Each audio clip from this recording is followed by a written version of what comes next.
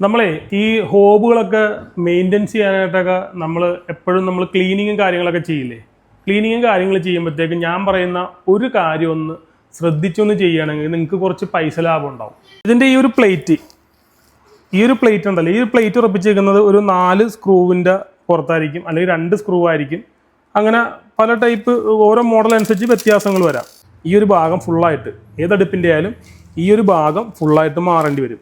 കാര്യം ഇതൊരു അലുമിനിയം പാർട്ടാണ്, ഇതൊരു SS-ൻ്റെ സ്ക്രൂ ആണ്. അപ്പോൾ ഇത് തമ്മിൽ ഒരു മെറ്റൽ എക്സ്പാൻഷൻ നടക്കും ചൂടായി കഴിയുമ്പോഴത്തേക്കും.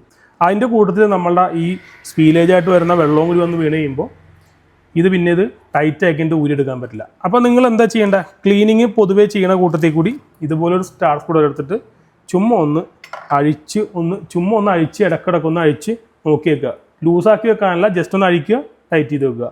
അങ്ങനെ ഉള്ള സമയത്താണെങ്കിൽ നമുക്ക് സർവീസിനൊക്കെ വരുമ്പോഴത്തേക്കും ടെക്നീഷ്യന്മാർക്ക് ഇതൊക്കെ ഊരിയെടുക്കാനായിട്ട് എളുപ്പമായിരിക്കും. അല്ലാന്നുണ്ടെങ്കിൽ ഈ ഒരു ഭാഗം നമുക്ക് ഫുള്ളായിട്ട് റീപ്ലേസ് ചെയ്യേണ്ടതായിട്ട് വരും.